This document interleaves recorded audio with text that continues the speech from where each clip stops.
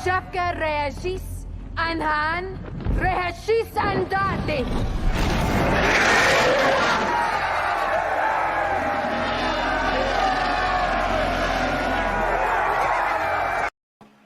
Welcome back to the ruins of Game of Thrones. I am interested to chat about this, mostly because it's an interesting thought experiment to see, okay, what can we do to write this? What would we do if we were the writer's room? I'm interested to hear my fellow co-hosts' thoughts on it. More will trickle in. Currently, we only have one, and that is our good friend.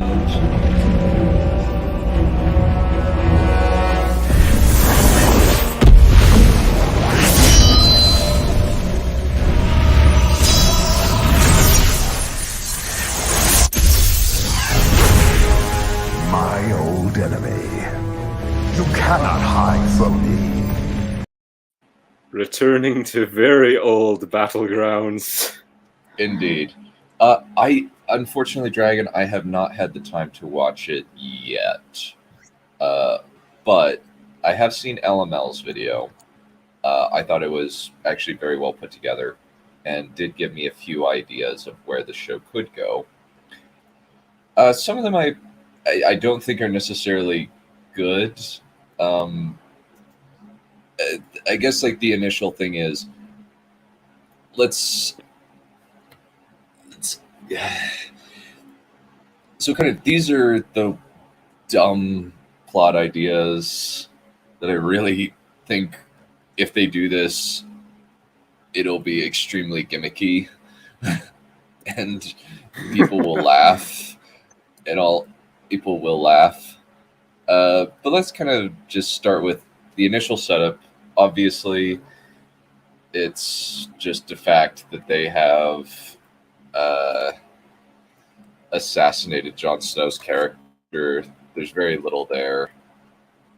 They kind of threw him under the bus, and then they wheeled him out of town. Yeah, pretty much.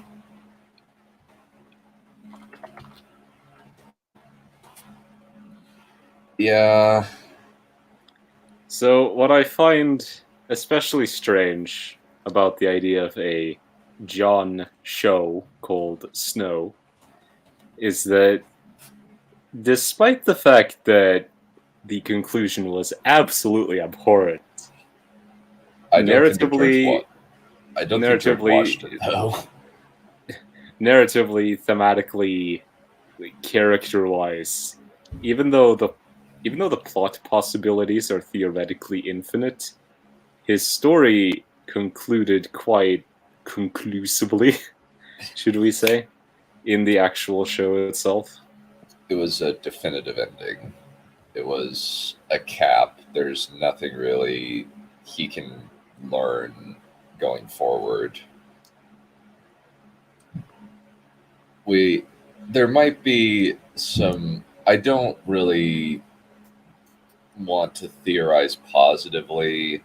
I'm trying to be fairly neutral about this because I don't believe this will be good. The best that this is going to get is okay. But it will have to try really hard to get that good. I imagine it will be kind of like inoffensive. Yeah. Though admittedly, it seems as though HBO has a really bad track record of late. What with since I've heard very bad things about Westworld, I've heard very bad things about Watchmen. I've heard very bad things about Lovecraft Country. I've heard pretty bad things. I think House of the Dragon seems fine, I guess, but that could all change very rapidly.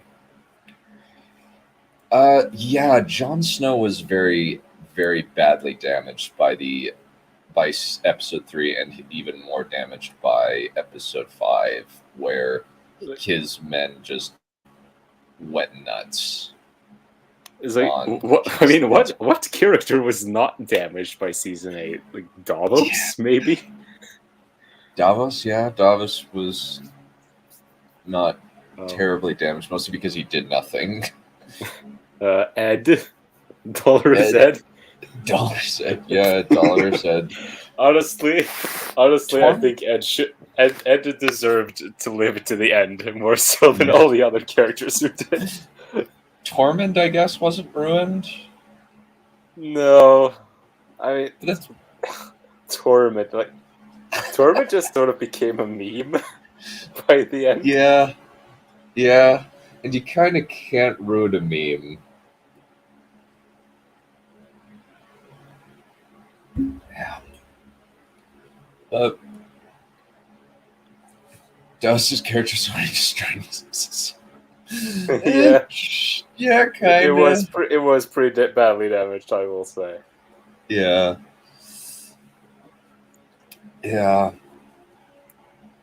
But he didn't succeed in his purpose. That could be part of his arc, that he's guilty that he had the chance to. He missed out on his opportunity to do what he was meant to do, which was destroy the Night King.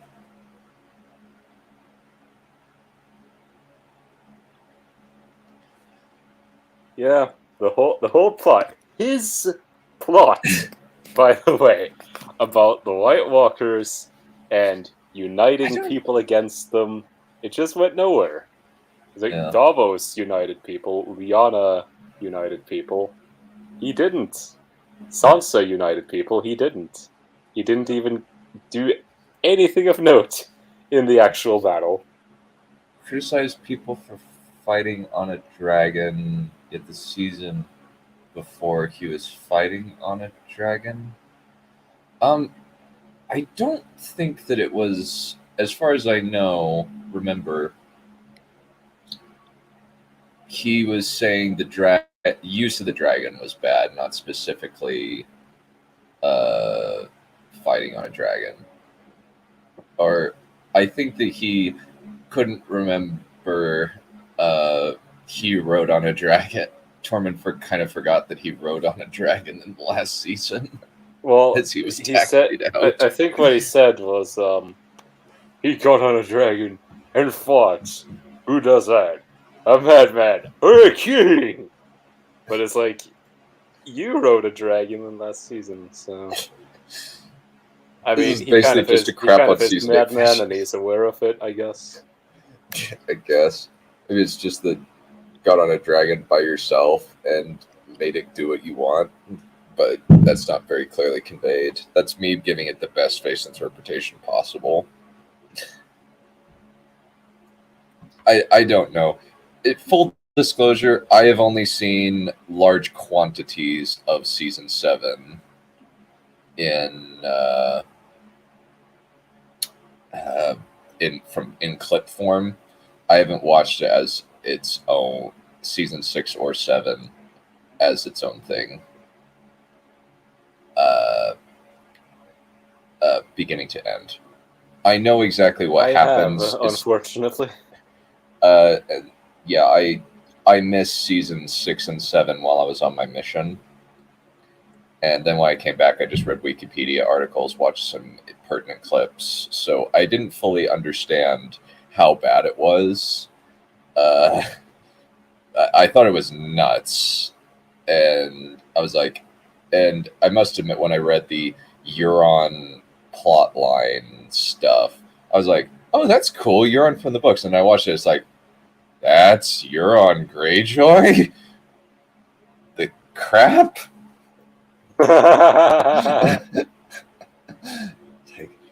This guy is Euron Greyjoy? Are you kidding me? I think this is probably the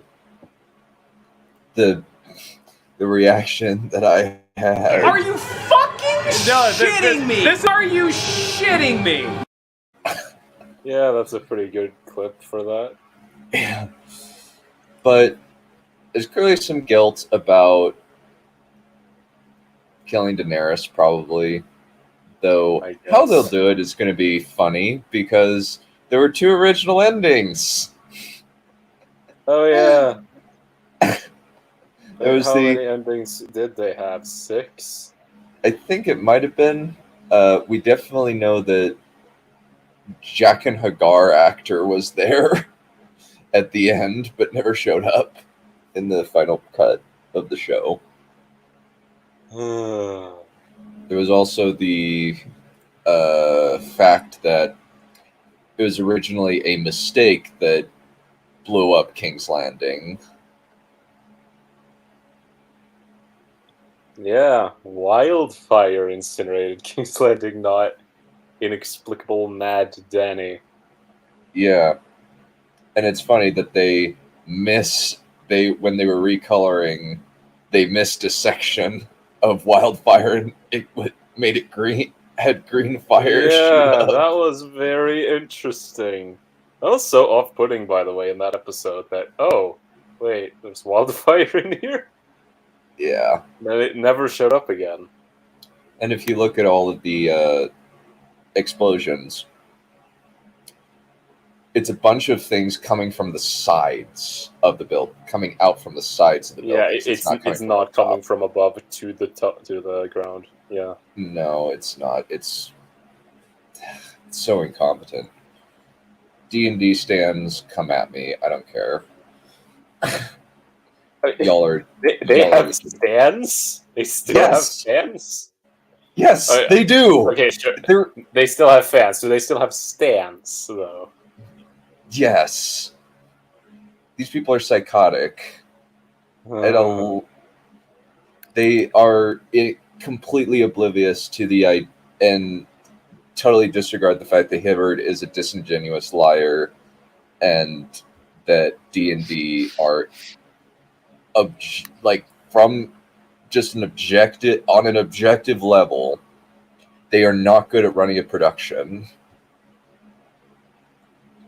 Well, they don't understand how to run a production. That's And almost got multiple people. Oh, that's because it's Reddit. Reddit is hot It's garbage. Reddit, yeah, I don't. And I Twitter. don't visit Reddit. I don't either. Okay, Dumb and Dumber. Let's do Dumb and Dumber then. Dumbass and dipshit.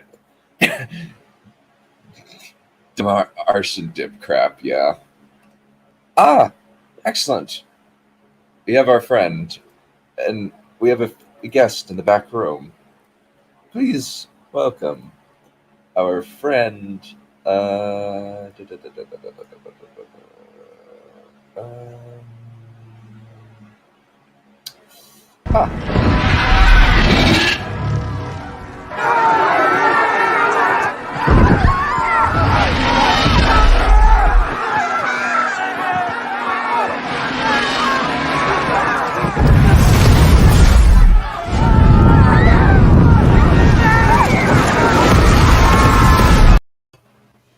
Yes.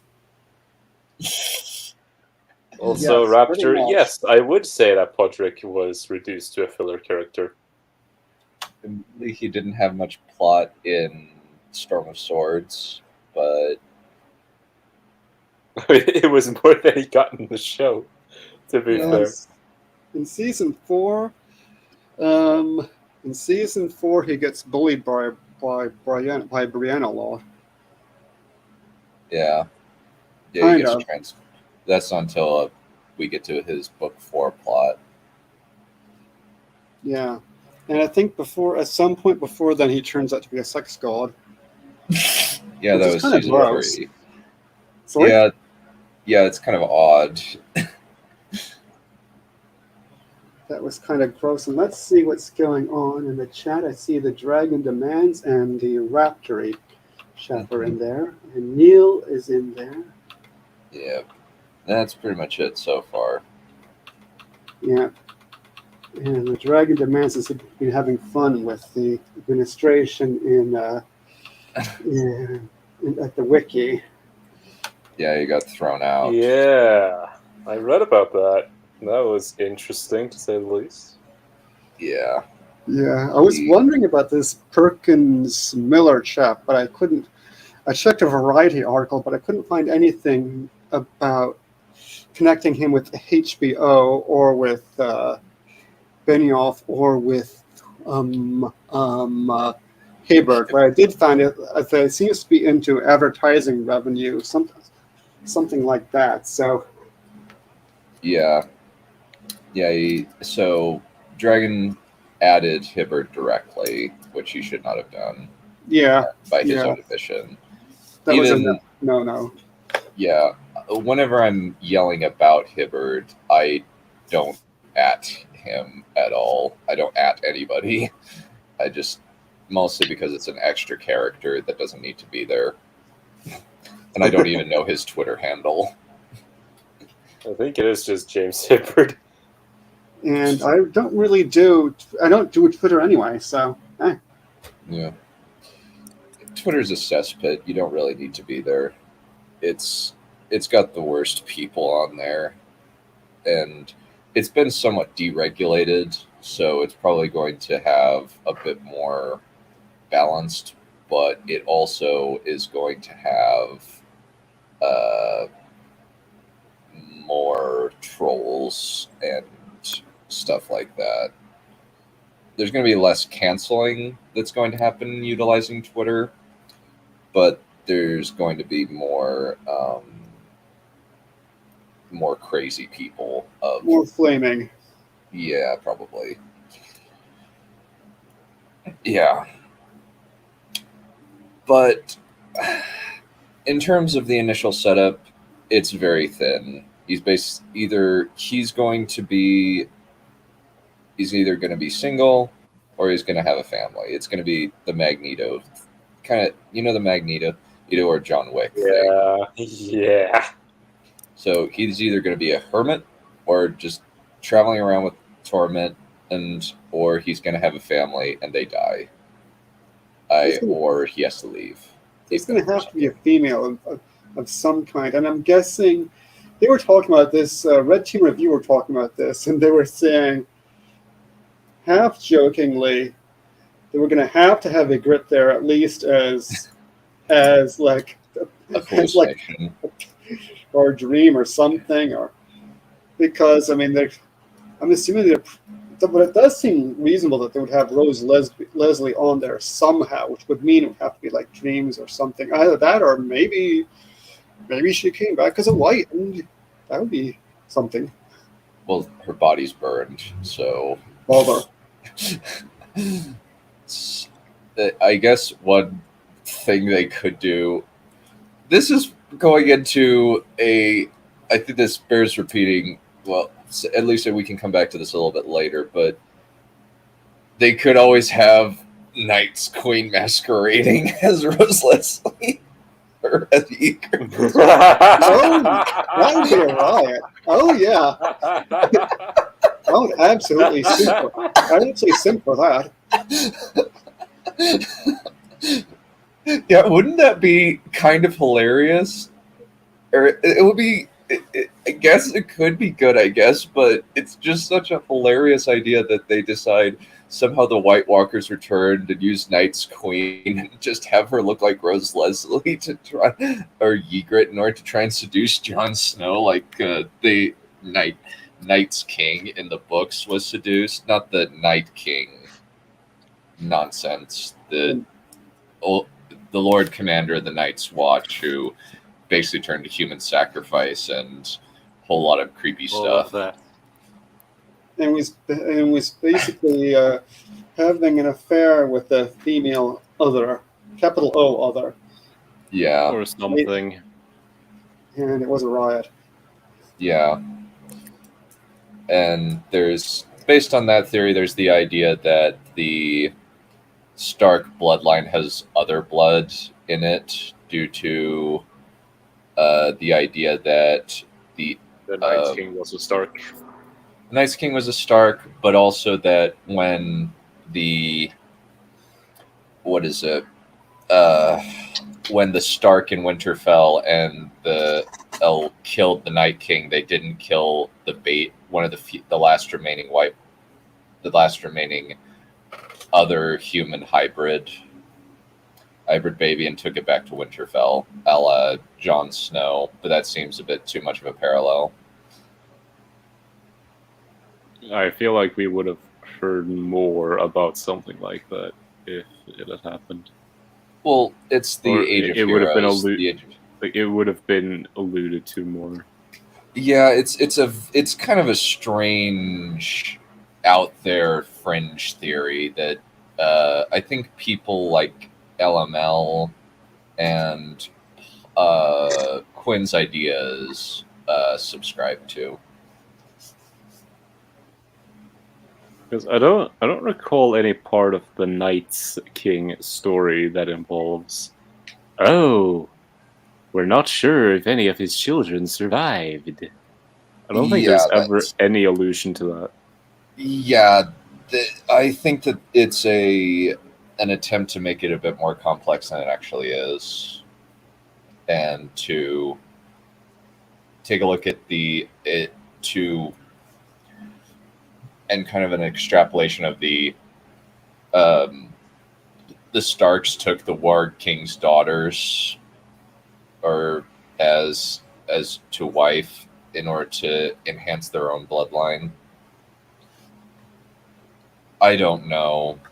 It's a strange theory. I haven't heard it in a very long time, but it's what people do when George R. R. Martin comes up with no books. Oh yeah, there's quite a lot of that. Yeah. It's very convoluted indeed. So-and-so is really so-and-so.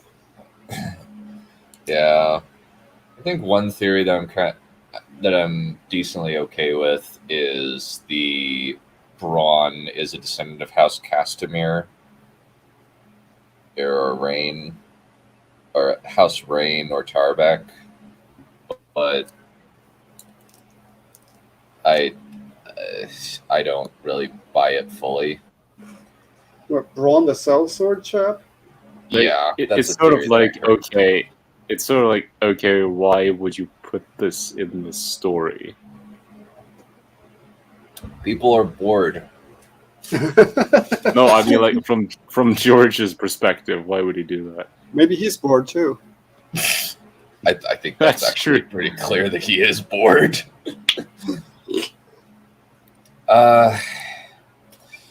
Yeah, there's a very odd theory of Bran being possessed by the Night King, or Bran being the Night King because he possessed the guy and was turned into the Night King, and now he's trapped in the past going forward until he finally dies. Yeah, Bran. Yeah, there was a theory a while back. The Night King would end up being Bran because he did time travel and took over this chap's consciousness and blah blah blah blah blah blah. A whole lot of weird stuff that D&D were not creative enough to take advantage of. Yeah, it might have been cool if it had been true, but it wasn't. Yeah, might have been. Yeah, but they would have butchered it like they butchered everything else. Yeah, true. So, but now that we can kind of like move back to like how to get the ball rolling in this type of story where it's an established character like a Magneto on his farm in X-Men Apocalypse, Wolverine and Logan, John Wick with him and his little dog Daisy. What's another one?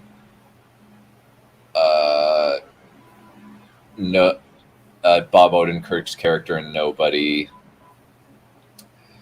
Usually in these types of cases, the plot finds them in some way, shape, or Taken. form. Taken, yeah. Any show or story where a character comes out of retirement. Cincinnatus. Basically. Yeah. I am completely clueless as well. I have no idea. It really depends on. What kind of inciting incident can you do? Yeah, Well, I mean, that sort of goes into the potential plot lines, but yeah, like it could just be John decides to leave and like it just goes. I feel like I've served my penance, or I need to go off and do something because I'm not doing anything good here. I'm not really atoning for anything. That could be possible. Last ride setup, yeah, that's pretty much that's a good assessment of the plot finding him. I guess a commando is a good example of this. well, there's the practical thing here in terms of who else would be in this, because we've only heard about Kit Harington, and it seems reasonable that Rose Leslie might turn up somehow as a dream or whatever. Well, flashback. But they are married, so they are married. But I mean, in terms of the others, I think we would have heard if Maisie Williams or Sophie Turner were involved, and if they're not involved, then it seems unlikely that he would be heading back to the other 7 kingdoms. The 6 kingdoms, I guess they are now. Well, there is it's weird because I think it still would be the 7 kingdoms, because the Iron Islands is technically the 7th kingdom, the 8th kingdom, I mean. That was always kind of weird, even in the books. Yeah. I was never sure. I mean, what was their status? If there's 7 kingdoms and the Iron Islands are a separate kingdom, then how does this compute? And I don't know if Durham ever explained that. I think it's basically just the land mass, and they just count the Iron Islands as the ugly stepchild that just kind of hangs out with the family. Well, they are kind of ugly. Yeah, except for Asha. She somehow won the genetic lottery. Yeah, I don't know what happened with that. I think we've proven she's not really Ironborn, so she must be some other random person. She's probably a secret target. Yeah, like everybody is in this series. Yeah. Well, at least we're getting some humor out of this setup. Well, yes. I kind of wish that I had waited, because I think this is my favorite joke that I've come up with. Somehow the White Walkers returned.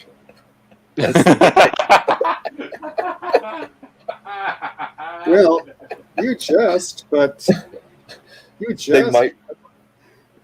They might be dumb enough to do that. Well, I mean, because if I'm not mistaken, one of the things that Kit Harington was dissatisfied with how. Oh, hello there, ninja chap. What was I saying? That he didn't kill the Night King. Yeah, he was disappointed that he didn't kill the Night King. And maybe you could have a thing where actually there were other White Walkers that weren't involved in that invasion, and they're going to have a go at it. Which is why I put Knight's Queen, which I admittedly stole from, at least copy-pasted from Mr. Lucifer Bean's Lightbringer.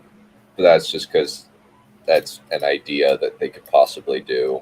And there's not very many things you can do. Well, really? John's show fights the undead corpse of Ned's beheaded body. What? You're laughing so hard I couldn't get what you were saying. Fights the undead corpse of Ned Stark's beheaded body. So he gets the dead corpse of something. Ned Stark's body. So we have an undead headless Sean Bean body. Oh. That would go. That would be yes. That would be highly interesting.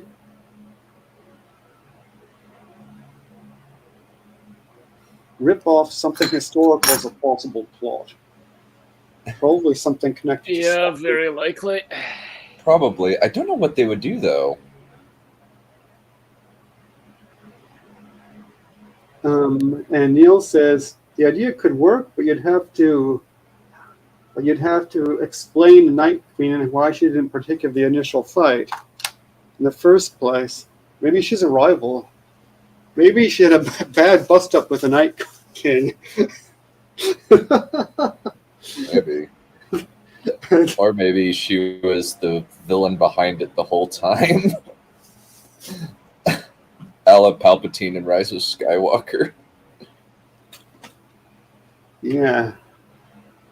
I mean, you can't exactly undercut the Night King even more than they already did. So you might as well just one-up them. Hadrian's Wall. I guess they could do the go up north plot. The idea that the wildlings don't really like what's going down. Want to get some raiding and stuff done down south, and so they have to fight off the rest of the Seven Kingdoms. At least the north, because the north is the only one who cares about the wildlings because there's such a huge difference. But then again, the north is almost entirely depopulated. And with the North, you've got the whole Sophie Turner thing. Yeah, the strongest female character in the whole show because she asked her brother for a crown and she got it. And she's also the only female ruler who isn't evil.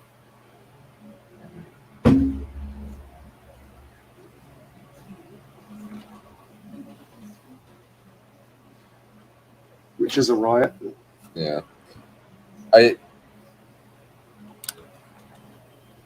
We want Ninja asked if he wanted somebody who we would like somebody who's never interested in Game of Thrones to join up. Shall we or no? I'm fine with it, to be honest. Okay. It's up to you. Yeah. The new king screwed up, so Jon Snow. Yeah. Well, they screwed up already by making Bran the king. Because Bran Stark is clearly a psychopath at this point. Why do you think I came all this way, but didn't bother to do anything about all that mass murder in King's Landing? Yeah. It's frustrating, to say the least. Let's bring in Ninja.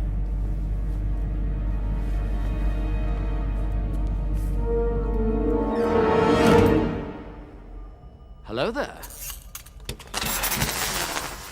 General Kenobi. Oh no, I'm gonna get screwed up by Disney again. Hello there. I still can't believe that's a thing. Within this season, he didn't do Jack. Yeah. So, we have a bunch of things that we could possibly do as possible plots. I listed the stupid ones first. Oh, I'm thinking the reason I'm not very much interested in Game of Thrones in general was that George R. R. Martin basically just ripped off history without the actual parts that made the actual history interesting. It's all about these people want the thrones. Why do they want the thrones? Because power! It depends on the person, but yeah. It's a little bit of an oversimplification. Yeah, that was just my general impressions. It's just the good people wants the power for good reasons, but the bad people wants it because family, honor, and power. I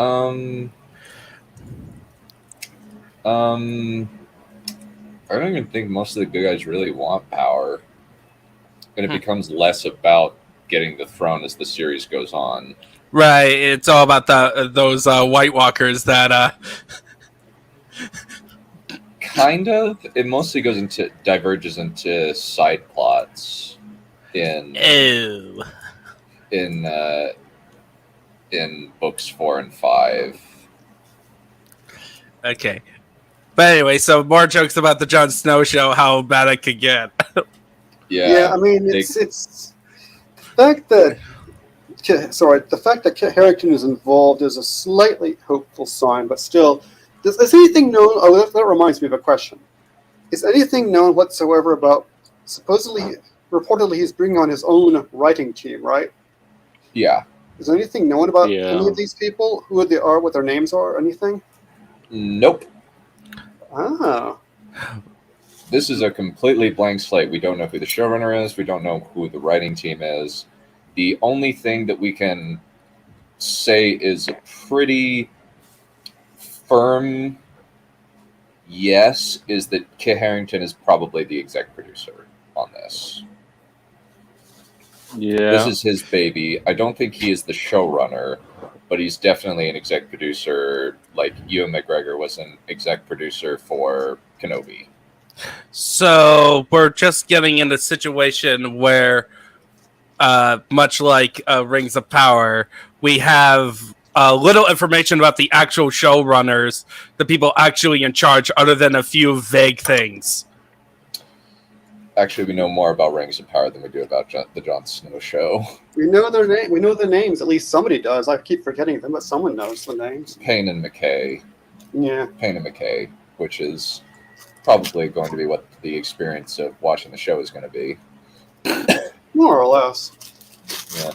But anyway, some other stupid plots that we could have fun. Time trap. Yeah, Dragon Demand suggested this, but I get the feeling that they would get laughed out of any. I think that the mass reaction from anybody who is not a just obsessive brain dead fan would be laughter if they did time travel to try and fix the show. Yeah, just in general, as soon as a person, like, this is my experience, as soon as a normie says anything time related, right? Mm-hmm. People just go, and you lost me. Yeah. The funny thing is, though, time travel does exist in this kind world. of have a right. They kind of have a right to dismiss it because time travel historically has not been written very well. Yeah. Generally, it's and Game of Thrones is an example of that. Yeah. The funny thing is, Game of Thrones already has time travel built into it. They did a little bit of time travel in season 6. They didn't do anything with it after. But it was mostly time travel to provide plot information where he's looking into the past, but he can't really change it. Other than one moment where he goes into the mind of a kid in the past and permanently brain damages him. Oh, right. Since Hold the Door. Mm-hmm. That's pretty much it in terms of the time travel. They could honestly do time travel to try and fix the timeline of the last few seasons, or even the whole series as a whole. Dragon Demand's talked about how it's a set. They might use time travel as a set for an adaptation in the future. I think that's a tad optimistic. I actually don't think that we will see another adaptation of A Song of Ice and Fire in our lifetime.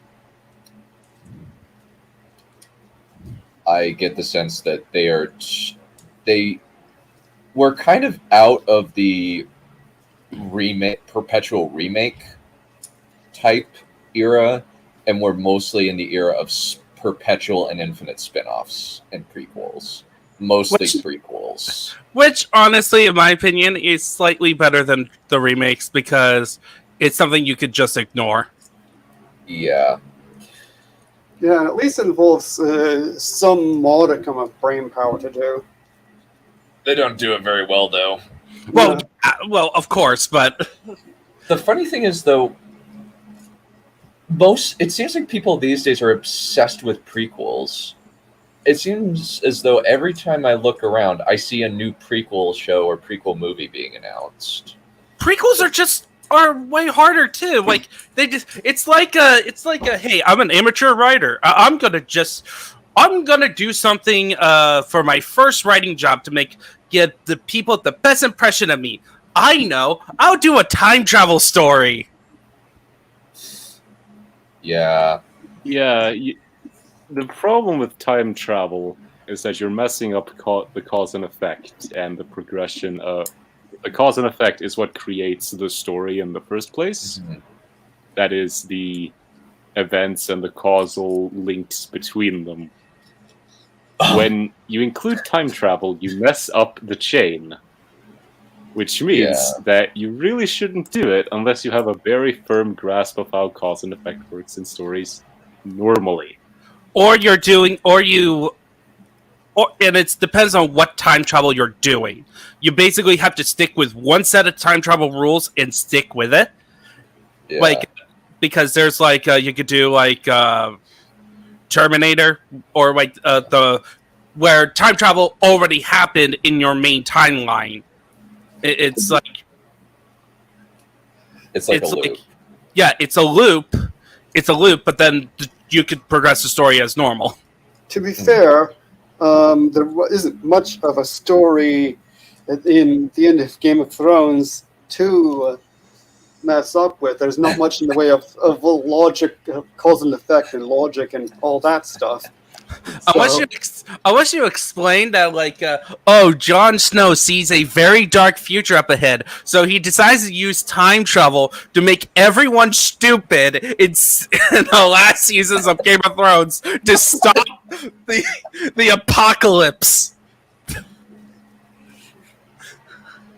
Yeah, guess what? A bad story is actually worse than what you'd get if I didn't intervene with my psychic powers.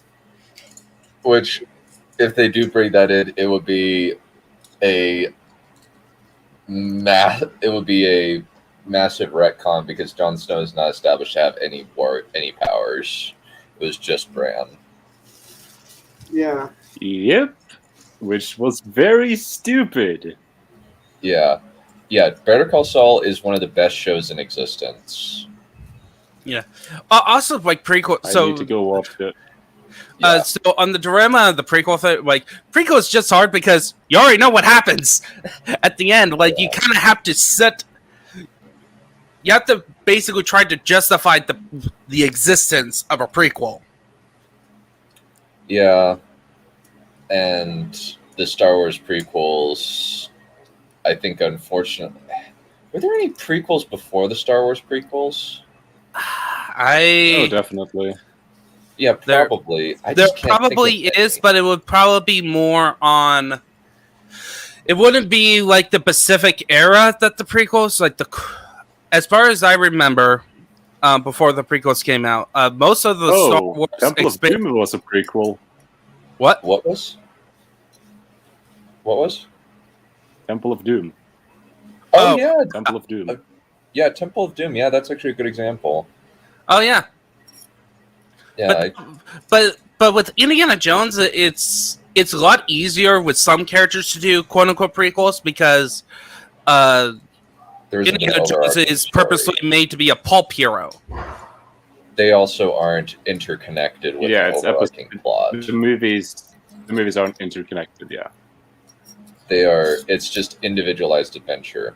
When you make a prequel that is supposed to feed in story-wise, that's when you have problems. Like the Fantastic Beasts movies. The Good, the Bad, and the Ugly is supposed to be a prequel, but then again, that's sort of an Indiana Jones thing where the movies are not connected. Yeah. Godfather 2, that's technically a prequel. Vince Gilligan, he's helming Saul. Hannibal was after the prequels, or during the prequels, rather. Yeah. Yeah, Hannibal's an odd one because it's very much a retelling of the original story, or in some ways, and doing a little bit of setup before, which I love Hannibal. Hannibal's awesome. So you also wrote Ramy's bastard comes to take revenge. Yeah, this was a meme idea that Red Team Review threw out, that Ramsay Snow had an illegitimate son somewhere with one of the women he banged. Presumably Miranda. Maybe. She's dead, although she died. Yeah, she died, and didn't get pregnant, as far as we know. And I don't think that Ramsay would let himself have a kid, but for the sake of just memeing, somehow Ramsay Bolton's bastard comes to take revenge on Jon Snow for killing his dad. After killing Sansa. I got another dumb plot. What? Jon Snow became a man, became a family man. He had a farm, and then these assholes from the Seven Kingdoms showed up and killed his wife and child. And now he gathers up the wild men using a Scottish accent to scream freedom and kill the main evil person, who's of course speaks with a British accent with a flag that weirdly looks like an American flag. Plot twist: the evil person is Sansa. That would be extremely amusing. And he could be like, I've served my penance. I want my throne. I would like my throne back, please. You killed my wife and child. Wasn't my exile penance enough? Yeah. So basically, the John Wick, Mel Magneto, Gibson movie. Braveheart. Yeah, I know exactly what you're referencing. There's another idea that Red Team Review had, which was that he goes to Yee and explores, meets all these people, and has all these adventures. And the Yeetians have their own version of the White Walkers that he has to kill, only they're Sand Walkers rather than White Walkers. Yeah. That's right. That's right. That probably should go in the stupid ideas, but they're so limited. Is it wrong? Well, at least he'd be badass. Yeah. It could be written decently. You could write it. I honestly don't trust this would be kind of an aberration because the track record from HBO of late has not been very good. I've heard very bad things about Watchmen, Lovecraft Country, Westworld degenerated very quickly.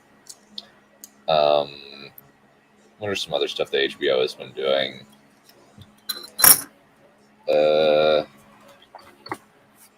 HBO now has did the Snyder. Warner Brothers and HBO are under the same parent company, which is Discovery, and they did the Snyder Cut, which was stupid. Please don't remind me of that. Winning Time, The Rise of the Lakers Dynasty, which was aired this year. Euphoria is apparently pretty good.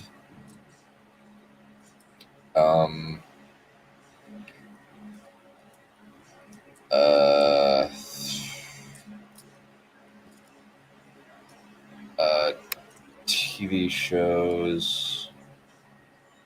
We got a lot, but I mostly their flagship stuff like Watchmen, Lovecraft Country, and Westworld. I've heard very bad things about.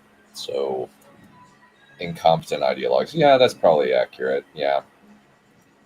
Though it's weird because most left-leaning ideologues hate Zack Snyder. They think it's he's a little strange because he really isn't that bad. Like, as much as we shit on his movies, he really is not that bad. He seems like a nice man. Yeah, he seems like a nice guy. Yeah, he seems like an incompetent, nice person. Which normally means it's not like a bad thing. It's just like, you know. They read into his movies that he's a fascist. That's just because he likes Ayn Rand stuff. And admittedly, he has poor taste for liking Ayn Rand because I've read bits of her prose and she sucks. Like, is But it's really like, bad. Bad taste does not make you a bad person. Like, Yeah. Yeah. But there's some stuff that, if it's Zack Snyder, I'm just like, he's a perfectly nice, mentally deficient child in an adult's body who's He's just smashing kinda his action figures together. he's like the edgy teenager, Yeah. Where Batman could get raped in prison in his universe. Yeah. All right. Yeah. And who simultaneously refuses to have Batman and Superman talk in their super suits because that would be too incredible for his movie. Yeah. Snyder should just stick to his own. Well, 300. He's only done adaptations of other things. Yeah. Except for Sucker Punch, which apparently Sucker Punch was awful. I've not heard good things. Yeah. Only for the Army of spectacles. the Dead was an original script, but that was awful. Yeah, I've heard bad things about that. I need to put that on the docket, along with Spawn. No, you don't. No, you don't need to put that on the docket.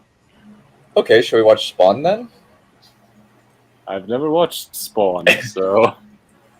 Ooh. Let me show you some images of the devil. Oh, no. Yeah. Lester, you should have just played along. This is what the devil looks like in the Spawn movie from 1997. Yes. That looks like a PS1 boss. Yeah, and by the way, bring up Spawn, the anime series, The Defiler.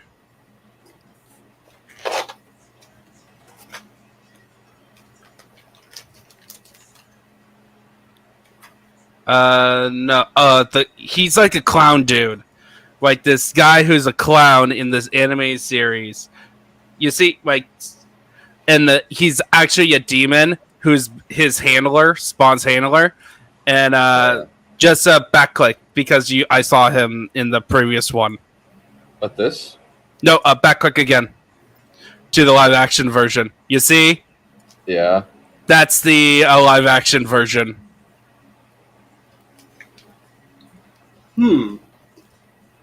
Violator.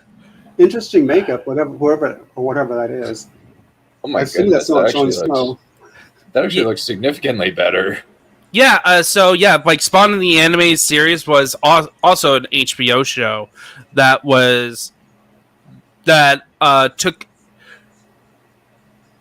it sort of adapts Spawn. It does its own thing. It didn't last probably 2 seasons at most, but it took heavy inspiration from Batman the Animated Series in terms of its animation style. Yeah, I've heard that the Spawn anime series is really good. Mm-hmm. But look at this.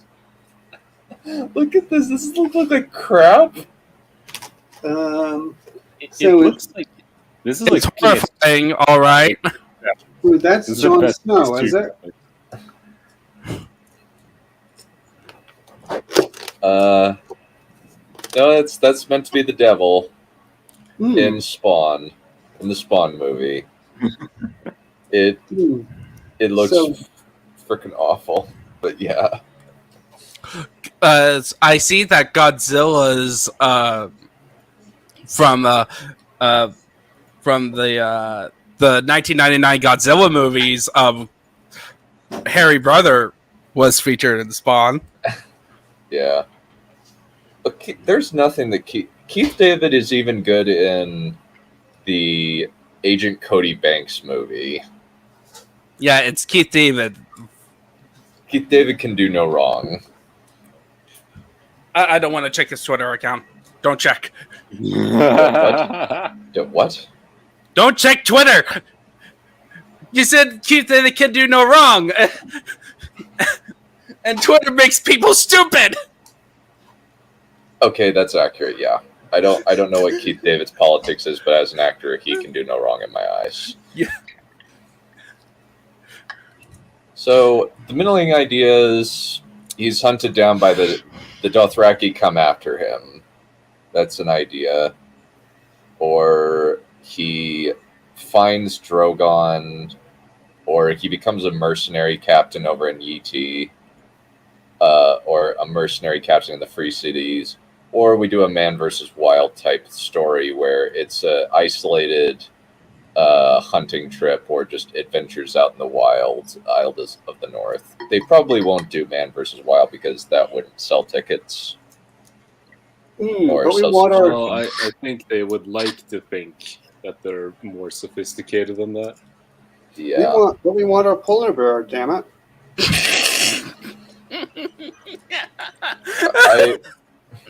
I love that they make that these people unironically pull the John Peters,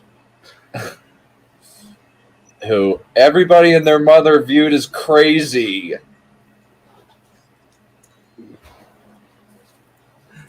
Everybody. Wait. John Peters, the grizzly bear guy. Yeah, the guy who wanted Superman fighting a giant mechanical spider and a polar bear.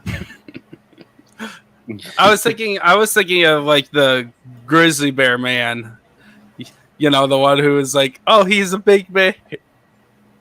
No. I'm talking about old school internet. No, he's the guy who said, "I don't want Superman in that faggy costume." What's his name? Kevin Smith. Yeah. But yeah, we do not necessarily endorse Mr. John Peters' rather crass vocabulary. But yeah, that's nuts. Yeah, he was nuts, and D&D replicated him almost perfectly. It's really strange.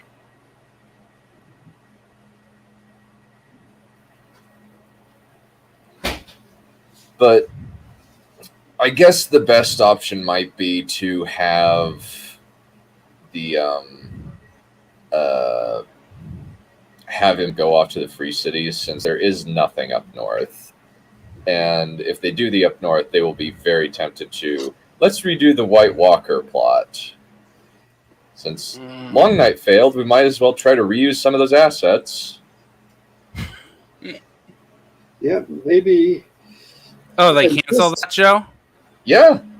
This time, yeah, go for it. Sorry. thank you. This time I will kill the knight's hoo-ha. The knight hoo-ha. I'm going to do it right this time. It's going to be me this time. Not the to Knight Monarch, whoever it is. The Knight Emperor. Yeah, not to the Knight Palpatine. Not to diss Kit Harington, because I can see why he would be disappointed in that kind of rubbish plot. Yeah, poor guy. Maybe have him fight a dragon, like. Could be that we do the Jon Snow the Giant's Bane. Drogon wants revenge. Or no, well, it's not just like it could be just like other dragons. There are ice dragons. No, not ice dragons. Like, I don't know about the size of the Game of Thrones world, and like if there's implication of other continents other than the two that were mentioned. There's globs. There's a whole bunch of continents, and I think dragons do come from Essos. Also, there are ice dragons mentioned in the I don't want to say legendarium, but I can't think of what else to call it. The mythos. Yes. Or is the generalized lore?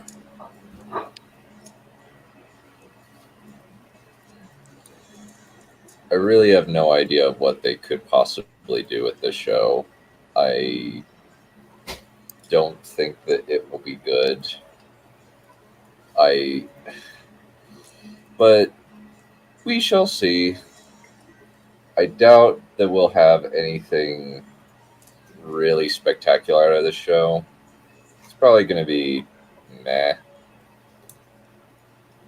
Yeah, it'll probably be.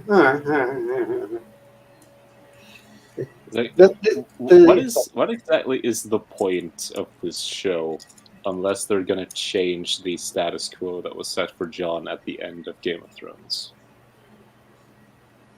I think there would have to be something like that. Yeah. Like, is he gonna like come back and become king? Is he gonna kill Drogon to protect the 6 kingdoms? I don't fucking know. Is he gonna become part of a Weirwood? Is he gonna meet the 6-eyed raven?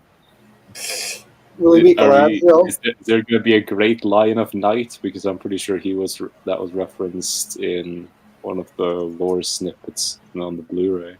He's going to have an affair with Galadriel.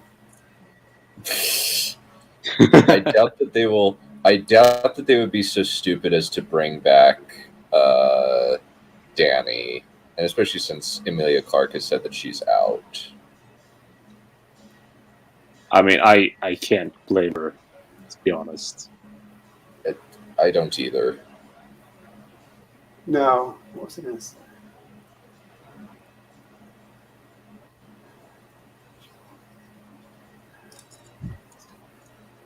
So,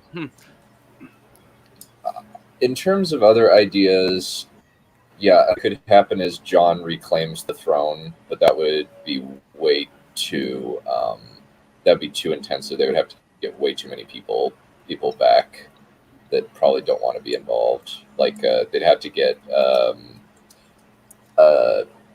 Isaac Hempstead right, who admittedly is probably not doing anything. Either that or he's going back to school for the purposes of... Maisie Williams might be willing to still be there. That's Gwendolyn possible. Christie. Yeah. I could see, like, someone who has not, knows next to very little of Game of Thrones. I could see just the show being about Jon Snow setting up his own kingdom. Yeah. Like setting up his own stuff. One problem that we're kind of stuck with is that any sequel to Game of Thrones is kind of poisoned at the source because of the way that Game of Thrones itself turned out. They'd have to follow on from that timeline, like Evil Dany and all the rest of it, Bran King, all the rest of it they have to follow on from all that stuff. So it's kind of like, whereas with the prequels, at least you can say, okay, that stuff hasn't happened yet, so maybe this is the alternate timeline where that stuff won't end up happening. Which is strange because I don't think that's going to be the case. I think it's basically just going to stay in the same continuity. Yeah, but at least it didn't happen yet, so you can say it didn't happen. Yeah, it's a lot of headcanon stuff. I agree. Whereas with a sequel, I mean, you can sort of do that with the prequels, but with a sequel, you're kind of stuck. Yeah. Season 8 sucks, so you have to work the. Yeah, that's accurate. That's unfortunate. Yeah. Dany, my love, who's also my aunt. Yeah, somehow Dany returned. Somehow Dany returned. Well, oh my God! He goes on a quest to find a way to resurrect Dany. That's why he left the kingdom. He didn't do it out of guilt or anything. No, he did it all on purpose so that he could resurrect his aunt. Well, oh my God. Drogon takes Dany to Valyria, where she is resurrected by the Stone Men, and she comes after Jon up north. Well, there's people were saying that right after the show ended that the Red Priest, that he would take her to, that Drogon would take her maybe to Volantis or someplace, and the Red Priestesses would bring her back. People were actually saying that. I think some of them were saying it seriously. They would lock Dany in a castle. It's like, all right, Jon Snow, you have to rescue your woman. And then, like, he gets in the castle. Sorry, Jon, your princess is in another castle. And that's the whole show. No. Each season is a new castle. You just... Oh, with a different hot lady in it that isn't Dany, but she's still hot. Big portion of season 8, yeah, you probably would have to do that, I agree. Yeah.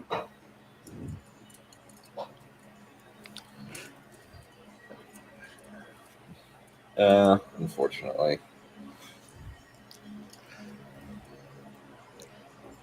Is there elves in the world? Is there like the weird wood full of elves or something? There's the Children of the Forest. They're But mostly they're dead, all though. dead as of season 6. Oh. Yeah. It's hugely unfortunate. That could have been a useful plot element for a sequel series. Yeah, it could have. It wasn't, though. Is there dwarves? No, there are no dwarves other than the biological kind that you get in our world. Okay.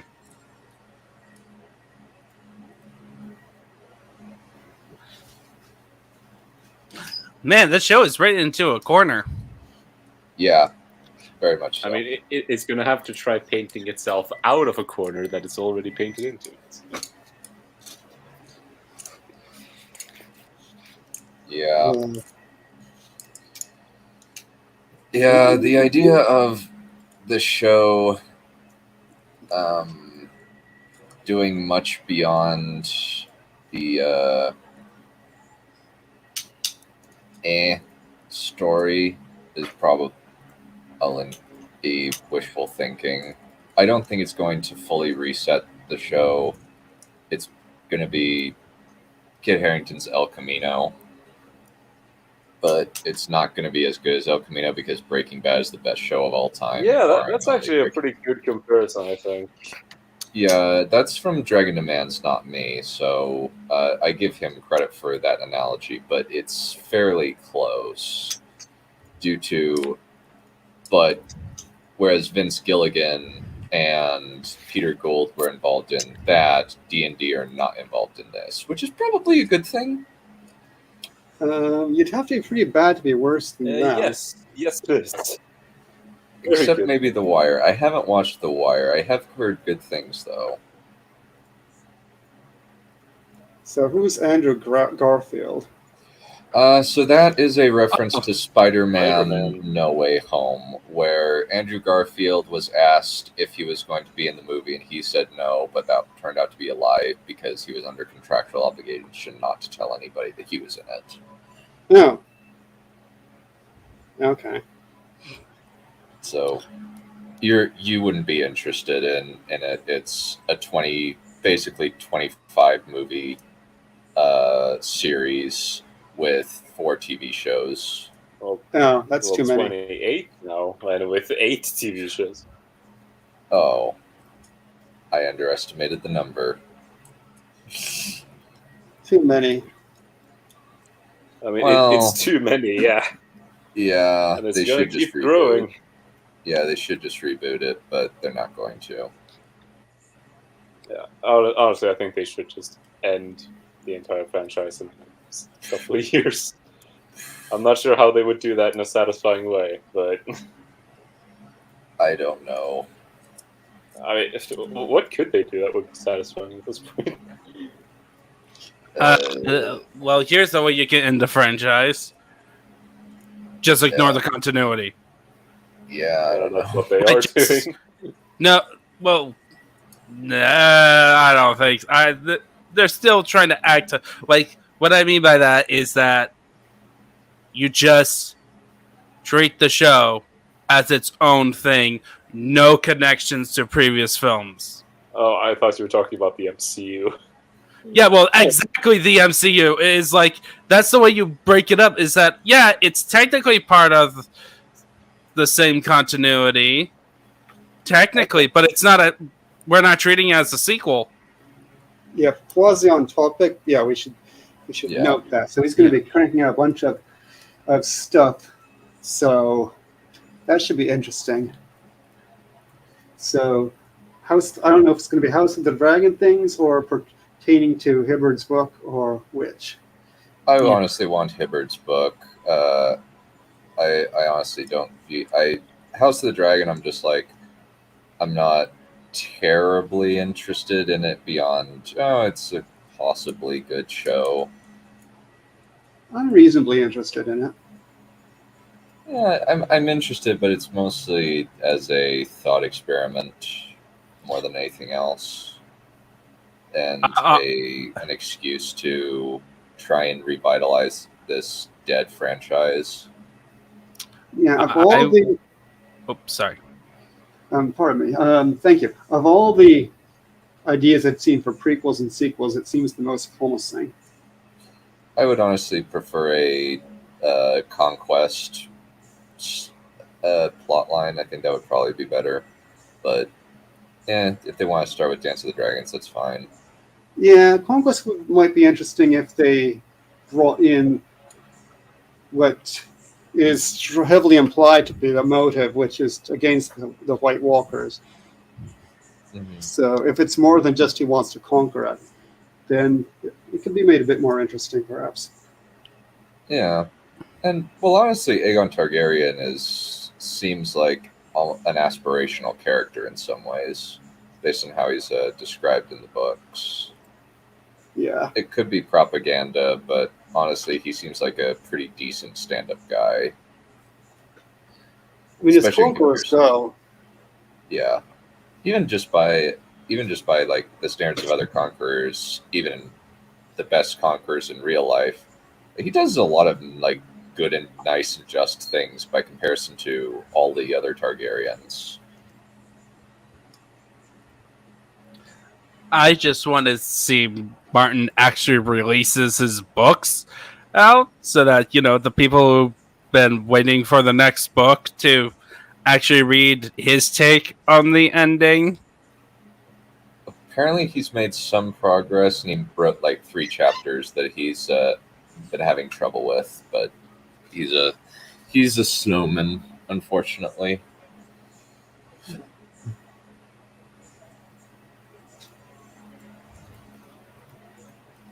Yeah, he's a snowman. But anyway, snowman. Yeah. But yeah, the Weirwood arc time travel thing, he tries to go back in time. If they did that, people would laugh their asses off, I think, because let's count off the series that have used time travel. Teenage Mutant Ninja Turtles. Star Trek. Star Trek, yeah. Ad nauseum. Terminator. Funny enough, Teenage Mutant Ninja Turtle is actually 50-50 on the success rate. Well, I mean, like specifically the first live action movies. Oh, you're talking about the movies, if we're not including the game, like just the brand in general. Okay. Yeah, Teenage Mutant Ninja Turtles does a lot of crazy stuff with time travel. Yeah, some of it's just like, hey, here's new levels for a beat 'em up. Let's see, Spider-Man has done a fair bit of time travel in his time. Not in the movies, but elsewhere. Primeval. Oh, Doctor Who. Well, I mean, like the something that just apropos of nothing introduces time travel in order. That's just Avengers Endgame, then. Yeah, true. Like most time travel stories have time travel as like an embedded part of the narrative, rather than introducing it as part of a pre-existing one. Sonic Yeah. 06, yeah. Oh, Star Wars Yeah, Rebels. Star Wars Rebels, yeah. Oh yeah, I that's how forgot they got about Ahsoka back to life that one time. When did Doctor Who start? Well, 60s? Doctor Who's the premise of it is time travel. I mean, like, abruptly introducing time travel is a gimmick. Okay, but okay, so I don't know if Star Trek counts God of as War? that, and because it's usually in the story of the episode, and then Yeah. they usually sometimes they deal with the problems that arise from time travel. X-Men. X-Men, yeah, X-Men is definitely an example. Yeah, X-Men. that's like 1/3 of their stories. Yeah. God of War did time travel. Yeah. What else did time travel and did it poorly? Time loops, or just using the idea of time travel as a method of looking at the past. It's easier to not screw things up and not have to worry about the continuity. Are we including very bad franchises from the start, or You could do that. Yeah. Sharknado? Well, we're more so talking about stories that, like, clearly run out of And then creativity they and just resort to time time travel. travel later. Yeah. Well, or not I they said- were I bad said before it Sharknado. doesn't do it. Oh, Sharknado! Sharknado! I forgot about that. Time travel? Yeah, Sharknado has time the travel. sixth one. You know, the series that's completely jumps the shark in the first one. And then goes completely Flash nuts. on the Flash on the CW. Oh yeah, that one. Yeah. Yes, Neil. Yes, there is an entire movie where time travel is important. And it's To based on the Sharknado. idea that Sharknadoes have been throughout history, and they have to fight a bunch of Sharknadoes that show up. They even go to a future where one of them becomes a clone. And evil or something.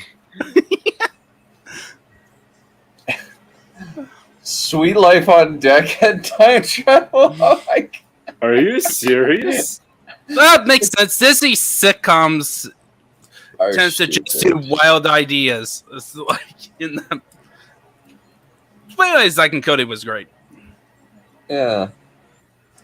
But yeah, it does a lot of crazy stuff. Like they had an episode where they wished upon a shooting star and they got superpowers. Yeah. I guess Time traveled in that one. there's a phrase that kind of that goes around that is, as soon as you the death knell of most franchises, if they or their official declaration of creative bankruptcy is if they go to space or time travel. Oh no.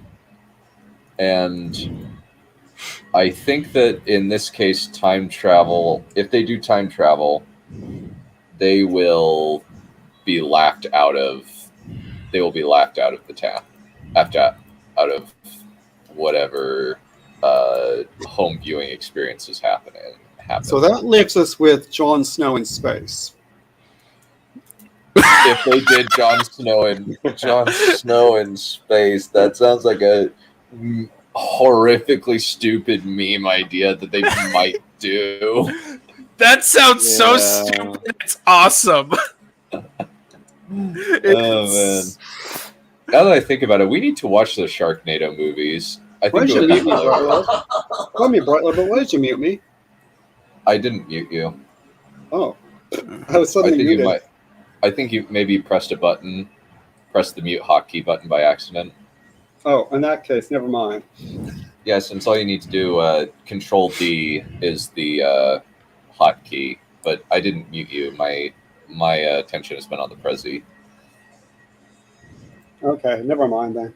Yeah, it was Jon might have been. Snow in hell. I mean, he's Jon already Snow. Jon Snow in hell. Well, that would be season 8 already. He Or really Jon don't want. or Jon Snow goes to hell and Like Dante? Yeah, you see? Why is he going through hell? To rescue Danny! It's just going to become Jon Snow Inferno! Like the EA game! This is a romantic moment in the story.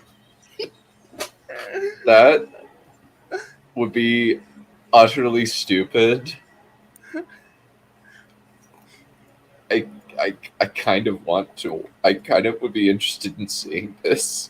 Oh, and also, by the way, the stranger or whoever it is who runs hell is in love with Danny, and he and Jon Snow have this big screaming rivalry over her. Which will be resolved with them kissing Danny's cloth and thighs, and then... Oh, no. Oh my Oh, no. god. Oh, no. Oh, no. Thank you, John Borman, for giving us meme material with your awful script. Yeah, And to the people who say that this would have been better than the Jackson versions, please seek help. You are clearly What? insane. Yes. Yes. That's just your opinion. Wait. People, honestly, think that the John Border would have been better. Okay, what drugs are they? Are they one? Are they on drugs when they said it? The sex would be better. Two, are they known to be degenerates? No idea. Probably. Yeah, what's his name? Oh god, what's that chap's name? Reeve Mason was explaining their logic. There were a number of reasons. Harry Potter introduced time travel. Yeah. Right? That was actually a bit more clever. It's just that it just one time and never used again.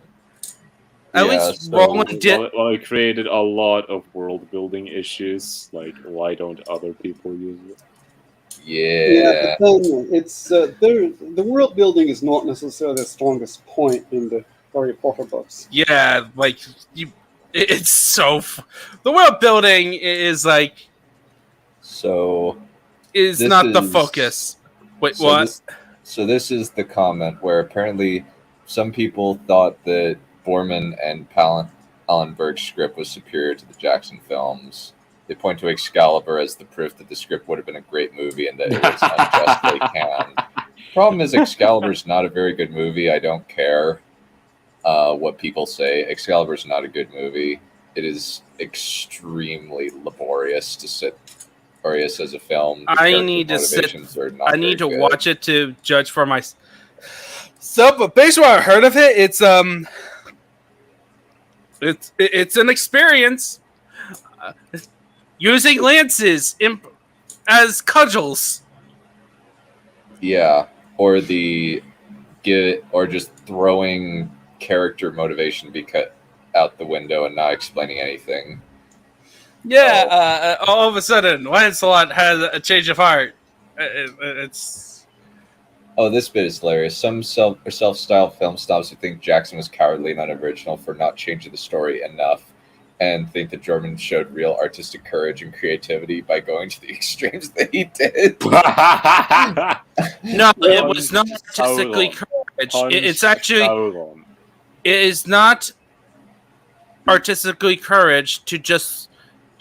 It's just to make something more edgy and sexy, especially during the 70s.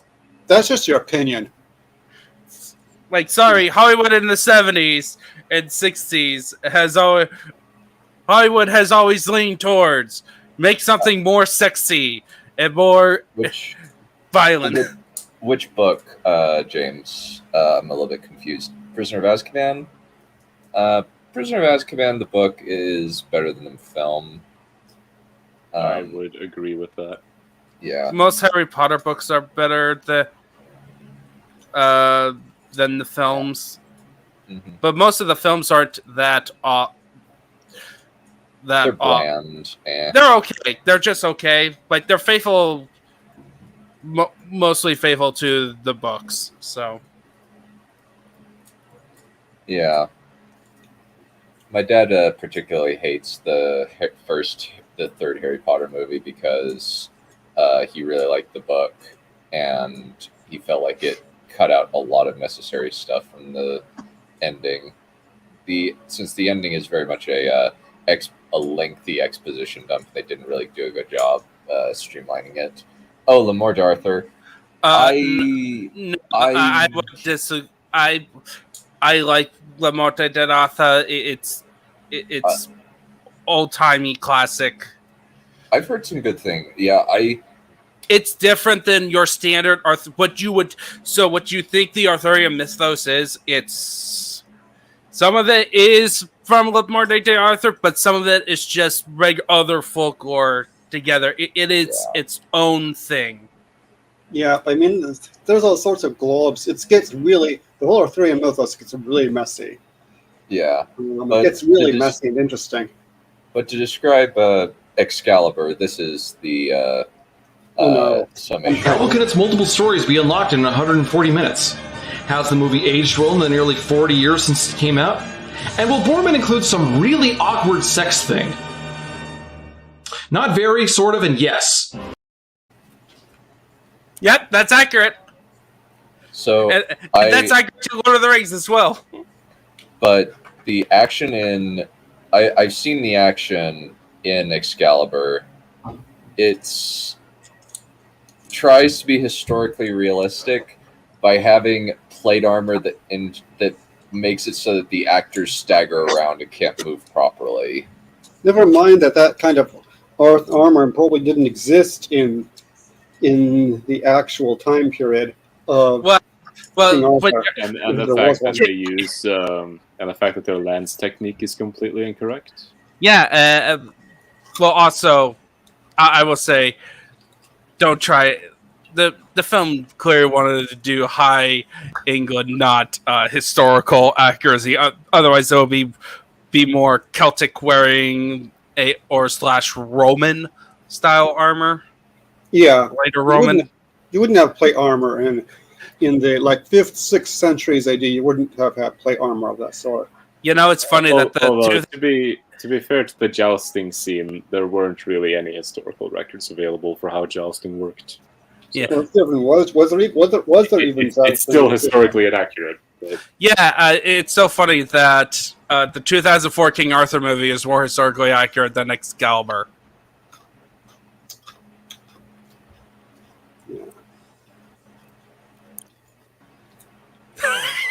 Yeah.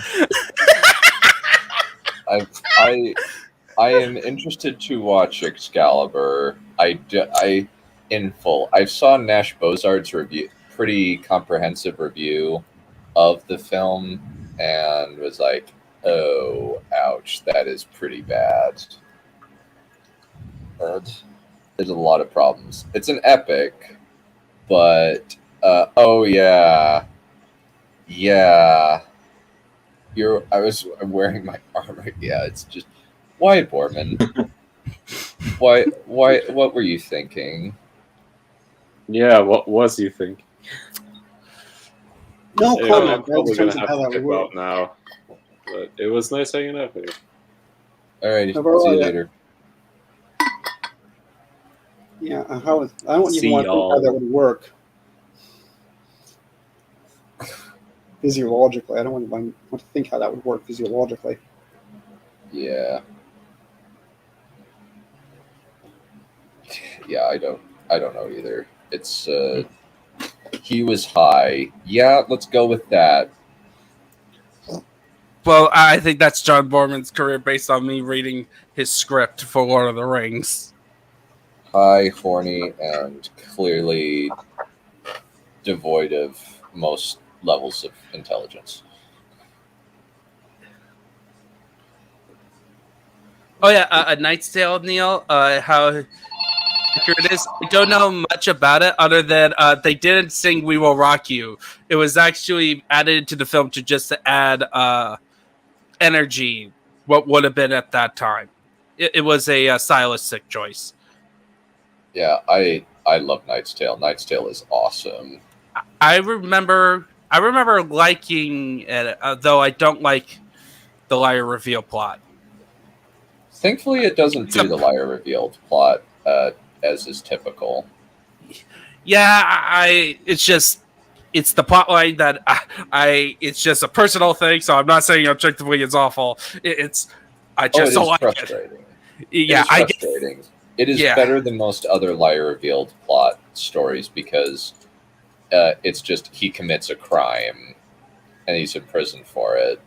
And he does suffer consequences, but then he gets redeemed because of his good actions while he was doing it. So, no, to fight D&D, fight do a whole meta thing where he fights D&D to reclaim his sword. That would actually be fun. That reminds me of my not terribly serious, but kind of not sort of theory that they bring Danny back to life, and she flies Drogon over to burn down the headquarters of the Game of Thrones people in Hollywood. to just burn all the scripts.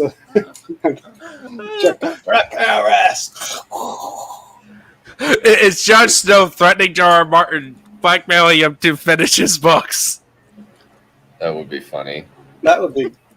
Yeah, then George R. Martin is actually in the film in person. It's actually him. So I'm sorry, you guys. I got this so many projects, and that's why. And then now I've got a project. I got this role in this show, Jon Snow show, where Jon Snow captures me and tries to force me to finish the books, and I refuse. And he kills me. That would be hilarious. I would watch that. As long as they can actually kill him. Yeah. You know what's a better sequel to the Game of Thrones season than this Jon Snow show? What? Almost anything? Family Guy. Who? The Family Guy Game of Thrones episode. That's because anything is better than Game of Thrones Season 8. It was just a dream. Yeah, that would be... Oh, yeah, it was just a dream. That is also a really bad gimmick. That is another... We have given up all creative integrity. We are just resorting to memes now.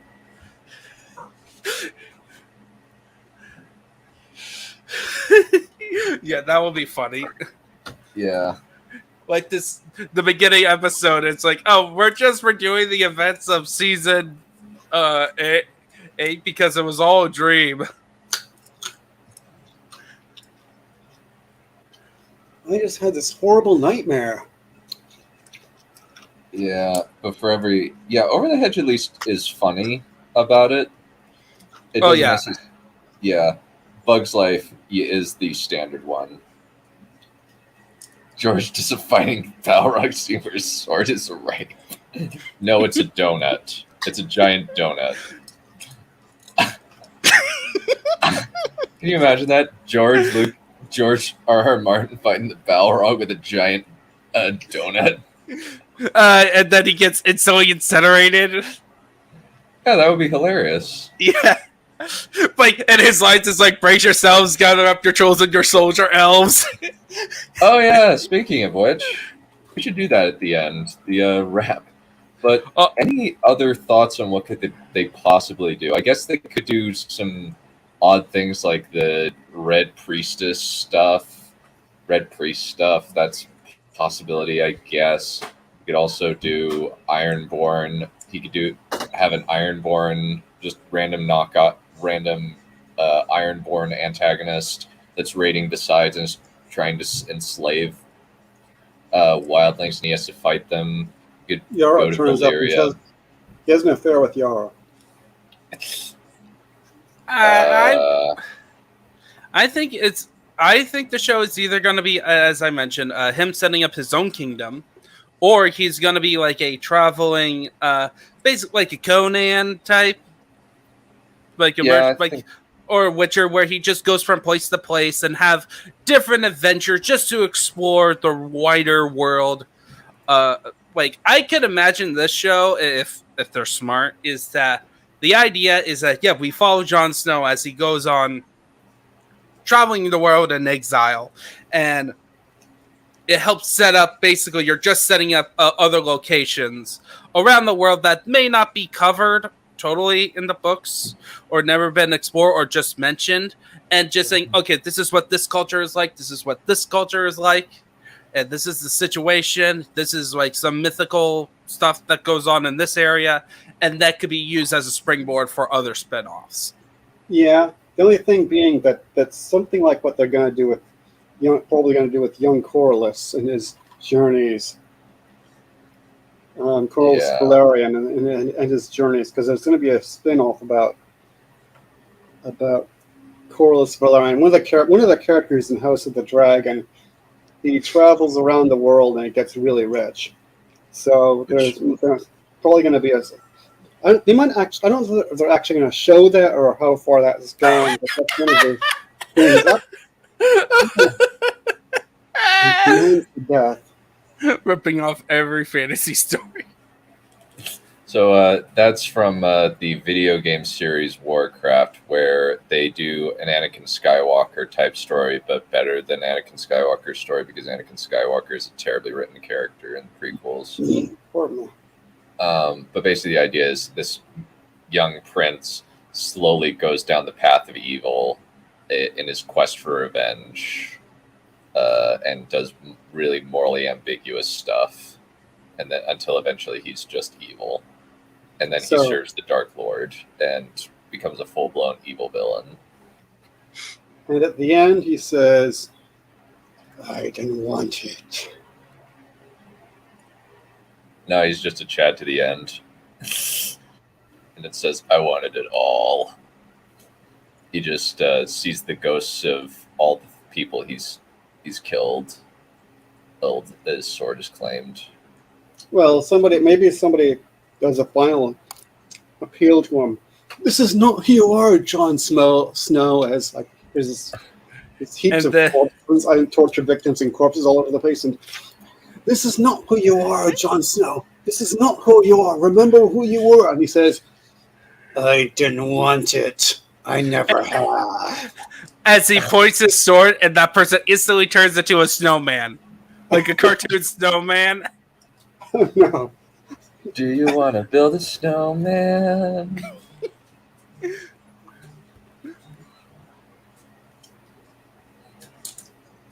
Or roll a d20. Oh yeah, that's another stupid idea. Jon Snow, the show, becomes a musical. I guess it would depend on the music, but these days the music would probably be raw. Yeah, it's not Japanese. It's not Japanese anime intro music. So it's probably going to be bad. Unless they have Ramin Djawadi.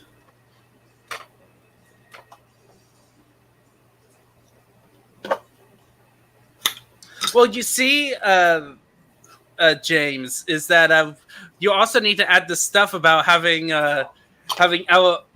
being evil in your department and being abusive to your women and your employees.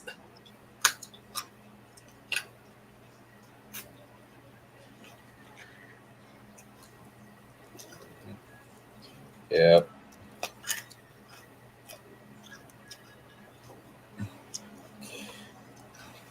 So, yeah, we're having trouble thinking of ideas that are plausible, aren't we? Yeah, we're kind of coming up with like some setup stuff because there's very limited things that you can do with this idea. And just from there, it just kind of spiders out. It'll very much depend on what they decide to do. They could always say, we're going to do multiple seasons of this and just have Jon Snow going perpetually. I don't know. Yeah, we have to do something, though. Yeah.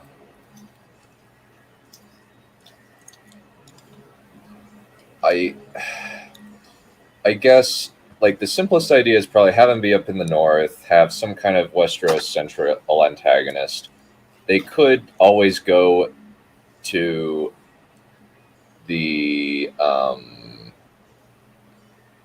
they could always go to Essos, where he becomes a mercenary captain, and we basically have Jon Snow ripping off some of the ideas of Oberyn Martell. That's possible. Mm-hmm. They can always do the meme idea of somehow the Night Queen returned, of the Night's Queen. It would be a terrible setup. They could do a Indiana Jones type thing. They can like, the options are infinite, but only if they decide to go ridiculous. Which they might. Yeah, they might. I don't know how creative these guys are. If they do Dothraki, I guess they could do Dothraki trying to hunt Jon down. That's or like probably Jon Snow good. is just hunting all the Dothraki. It's like Jon Snow hunting them rather than them hunting him. I don't think that he would do that necessarily, because unless he decides, since we don't even know where the Dothraki went. Yeah, it's never. It's never with the ships. Yeah, didn't they go in ships somewhere, or did they? Yeah, they went on ships, but nobody knows where they went. We know that the Unsullied have gone to Nath to die via the poison butterflies. Oh, lovely. No, really. There's a thing called butterfly. This place called Nath is protected by deadly poisonous butterflies that you get butterfly sickness if they bite you. Man, what is this? Kojima with the Zanzibar hamsters?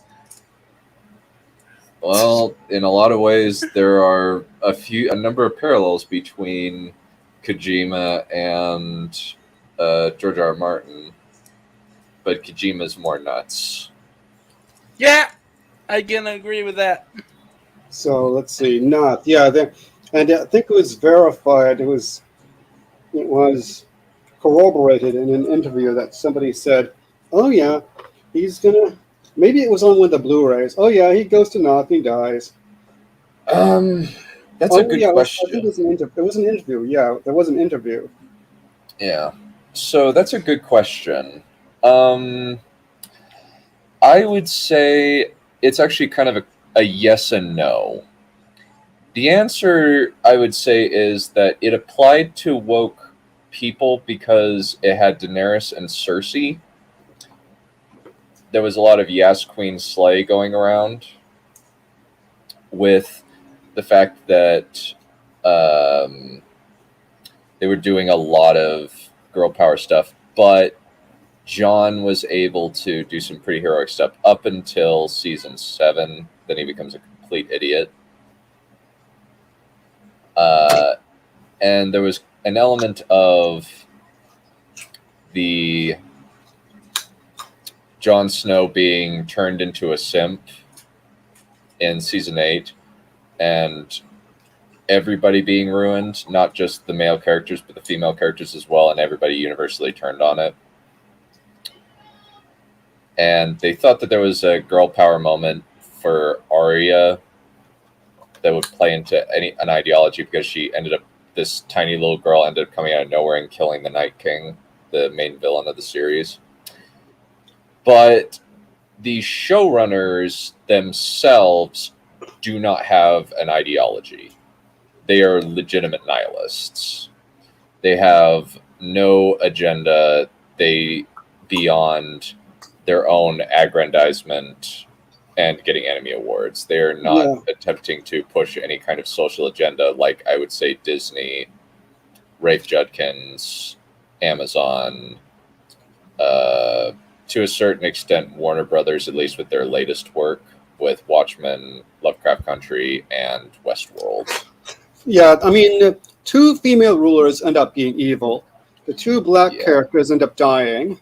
The only reference I can remember, I have not read the entire script, but there is a reference somewhere, less than complimentary reference to liberation theology. So if you're looking for culture wars, Game of Thrones is perhaps not the place to go for it. Yeah, I would say that there were stuff that people appropriated into it, but the show itself is not based in any woke ideology. Mostly because the two writers doing it legitimately have no thought in their brain.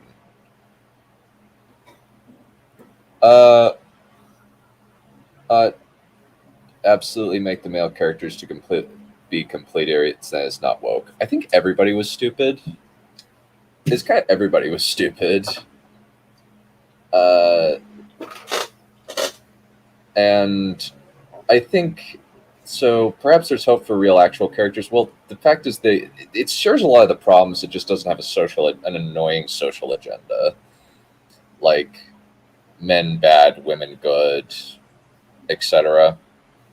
To the extent that it does, both 2 out of 3 female rulers are evil. Yeah, and honestly, I don't really, based on the comments, if it was somebody like the, what is it? If it was the writers of Falcon and Winter Soldier or Ryan Johnson, I would say yes, there's an agenda, but based on their comments, they don't have one. So I would not say that they're woke. They do treat everybody as stupid, mostly because the writers themselves are idiots. Because Jon Snow's dumb, Tyrion's dumb, Varys is dumb. They do have smart people up until season 6, the end of season 6, kind of. But any kind of female empowerment moments are based around actor favoritism. They don't have any other ideas in their head. They're extremely stupid. Yep. But yeah, D&D make Ryan Johnson look smart. Yeah. Yep. So sorry, the culture war doesn't apply here. Sorry. No, I hope that the culture war does not insert itself into House of the Dragon. That is my hope. But yeah. Did they not mention men build things just women benefit and men bad? No, they didn't do that. They didn't do that at all. There are some elements of, well, George R. R. Martin is a liberal feminist, so anything from that you might consider the evils of war is from him. Well, that's the problem, right? So I just have a problem. It's quite hard at this point to say which one is woke and which one's not. Some are very obvious, others are not so obvious because most writers, most creatives are very left-leaning. And so, unless it's obvious, like the boys, where they just do meme cult. They just verify meme culture and do some really weird stuff. Black Noir is played by a black man. I was thinking more along the lines of they're directly taking. They're making it out. They shout out PewDiePie. Have the Nazi characters shout out PewDiePie. By name. Well, I never liked Boys the comics, so I don't even like the. I think the Boys is just cringe. Everything, the whole franchise is just cringe. Yeah. That is. It kind of depends. I'm not. Yeah, it's derp cringe. Yeah, The Boys has got really bad in season 2, and apparently season 3 is bad. I refuse to watch it though. I'm not interested. Well, for some people, it's better than the comics, and some people say it's worse. I never liked the comics, so. Yeah, I know Literature Devil loves the comics, and he hates the show. Well, yeah, But then again, Literature Devil likes kind of edgy stuff, but he also likes aspirational stuff. tastes. Yeah, like really talking about Boys the comic, it's its own can of worms. Yeah, it's designed to be the most edgy edge that could possibly edge. And doesn't make a whole lot of sense in some cases. Honestly, the most funniest moments, like it's supposed to be like a black comedy, right? And most of the funny moments I've found in the comic, Are unintentionally funny. no, are like stuff that you could have just done, or the stuff Yeah. that was not revolving around the dark stuff, and and the aspirational. There is actually decent story stuff, because I will say this: Garth Ennis is a pretty good writer, Mhm.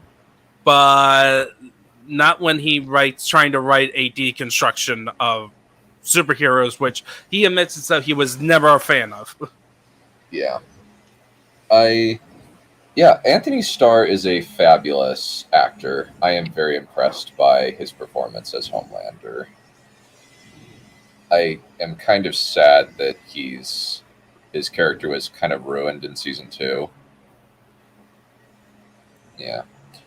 But going back to Jon Snow, I don't think this will be very good.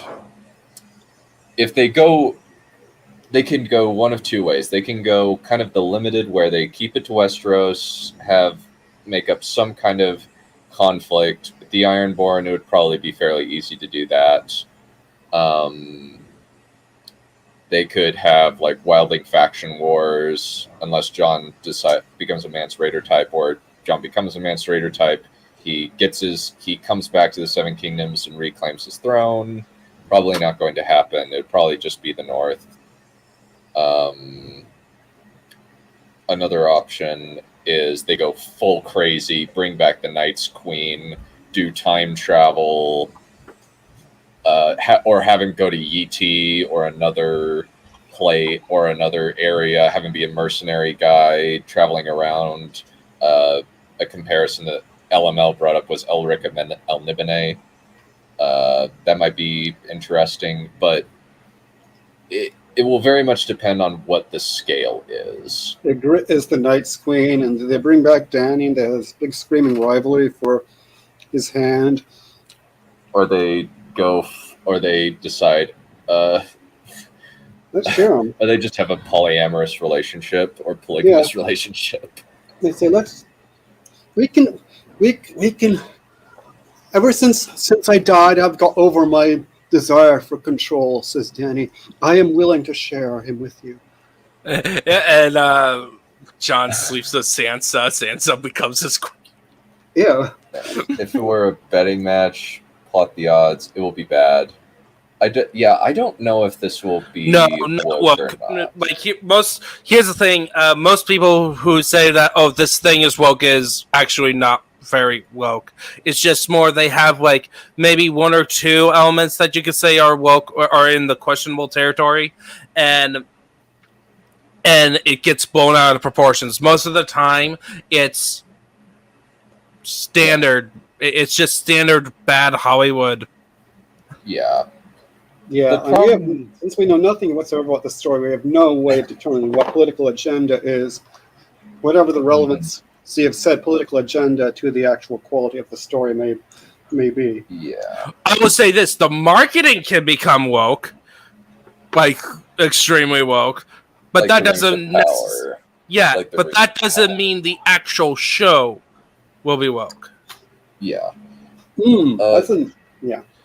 One thing about it is, if the show creators start attacking the fans, then I have problem. Then I'm like, no, you are not good. You don't get to do this. Yeah. It's very rare. Like, Game of Thrones is one of those, is an example of something that's just bad. There isn't anything. And there are certain... It really depends on the degree, because there are woke talking points throughout a lot of things that are generally just kind of brought up sometimes, because it's ultimately Hollywood's extremely cynical, and a lot of it is based around demographics. They want to appeal to specific demographics. That's why, to a certain extent, there's a line in The Batman of rich white men are the bad guys, said by Selena Kyle. I don't remember actually saying that. I do remember something about white privilege. Yes, she does say it, but the thing is, the difference She is doesn't justify it. It's the context. The movie itself doesn't necessarily side with that view or portray everybody as what she says. So it's basically just a throwaway line that's just brought up and is promptly ignored for the rest of the movie. So it is there. I can objectively say it's there, but I don't think that it is because of an agenda, because if it was an agenda, it would have been brought up more frequently throughout the movie. So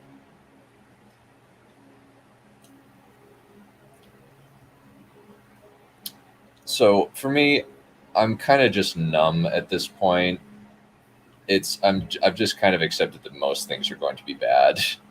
Like Willow is going to be bad. That's going to hurt me very personally.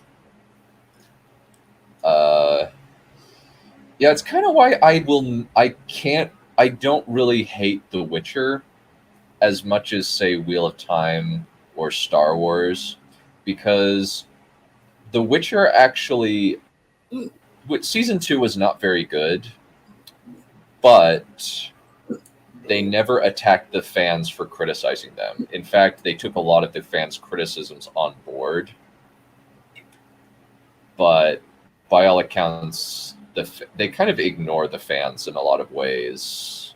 Some of them they will take on board, others they will ignore, but they have not attacked the fans, like Disney, Wheel of Time, or The Boys. Yeah. Yeah, I just ignore the crap. Yeah, and I'll check out some of it. If it's something related to something I love, like Willow, I am extremely scared for Willow. I've saw in the trailer, and it looks really cheap. Yeah, the political machinations of The Witcher Season 2 were really bad. Yeah, they usually are very thin-skinned, like Rafe Judkins saying, like, apparently he got a homophobic death threat, which, if you do that, please don't do that. That just makes you look bad. But if you do that, if you're willing to do that, you're beyond any help. But him saying that I'll just turn his favorite characters gay if I get a homophobic death threat, it's like, dude, it's your own.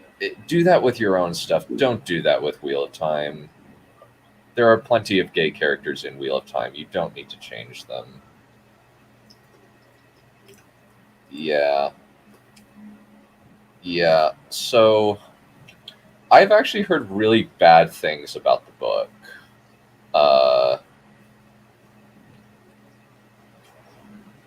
Yeah. I've heard very bad things about the sequel series to Willow, and the summary for the Willow sequel series sounds almost exactly like the Star Wars sequel series in a lot of ways, where Willow becomes Jake Skywalker essentially. Yep. And I don't understand why Shad could look at the summary and think that it was good. I've read the summary too, and I'm just like, this looks terrible. Chad really needs to. There's a podcast called 372 Pages. We'll Never Get Back, and they did a whole review, not whole episodes, because what they do per episodes. So it's essentially a book club of bad books. So they did a section. They did a bunch of episodes on the first Willow book, Shadow Moon, and it's awful, and it's sad because it's George Lucas and Chris Claremont Chris Claremont wrote the definitive run of X-Men. Yeah.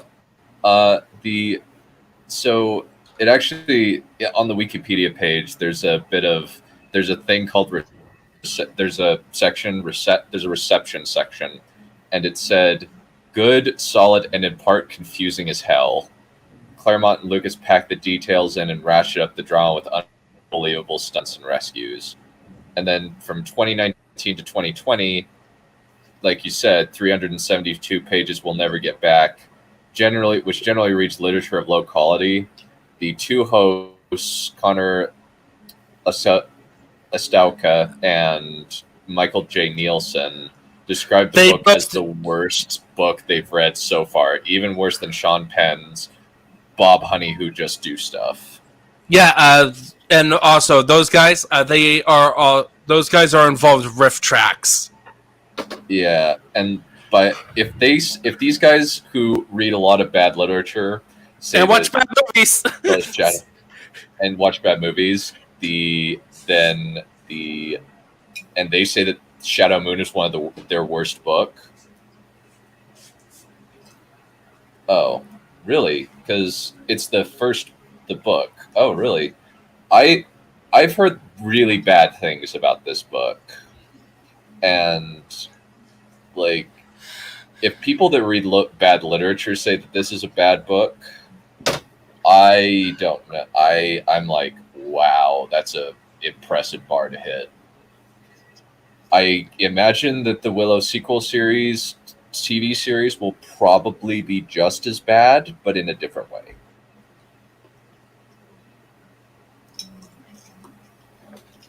I would have to read it. I don't know if I want to. I've read this.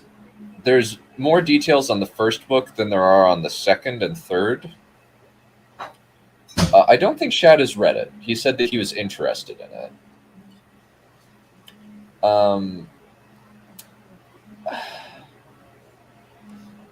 I am interested. With this, at least, I feel like this is genuine. Yeah, I'll just read. You could read some good stuff like Wheel of Time. Joe Abercrombie's great. I love Joe Abercrombie. Joe Abercrombie's awesome. Kingfall Chronicles are also really good. We'll have to see. Yeah, Lewis is great. I love C.S. Lewis. I need to read some of his other stuff. Read his space trilogy, not his science fiction trilogy. Yeah. Worth a go. Yeah, it is. It's pretty fun. The older... I don't think that there is... I think that the one that I'm looking at that I've heard bad things about is the 1995 one, not the new book. It's the old stuff, something from 1995. That apparently... I'd be interested to... I guess, like, what's good about... What did you like about that particular book? Because I keep hearing bad things about Shadow Moon from 1995. I have very, very rarely heard anything good about it. And yeah, Abercrombie is grimdark done right, because it's not just dark, it's also really, really funny. Hey. Oh, well, I read the 1998 book. Oh, I think you're thinking of the novelization of Willow. I think that might be the one that you're thinking of. Yeah. Yeah, it's Shadow Moon is the sequel, first one of the sequel trilogy of books. Yeah. So I am gonna have to leave. I have to pick up my sister. So okay. Have a good rest of the day. Yeah, I think we'll probably conclude. Yeah. Okay, so we both, I think, I love the 1998 novelization of Willow. I think it's great. There's a lot of excellent backstory that really fills in some good stuff and explains a lot of good stuff about what is it? About Mad Mardigan's character, about Sorsha's character, about Finn Rizal, about all that. What we're talking about is the sequel series where Willow basically falls asleep and wakes up, does a Rip Van Winkle, and finds out that Tirisling is destroyed, and he becomes Thorn. He just changes his name to something else and basically becomes Jake Skywalker, traveling around, and Elora Danan kills all the dragons, I think. I have to I'll read what after we watch the Willow movie, we'll read the sequel synopsis. But yeah, I love the novelization of Willow. I loved reading it. I've heard nothing but bad things about the sequel series that came after the movie. Yeah, Princess Bride is a really good one. Yeah, I love it was really good. So I think we're on the same page now. So that makes more sense now, because if somebody who regularly reviews bad literature and says that Shadow Moon is one of the worst, it's like, wow, that's an impressive benchmark. So the Ninja Chop is gone. Unfortunately, yes. Are we But basically we're done with the thing? Refraining from done joke with difficulty. Oh God, no, kill it.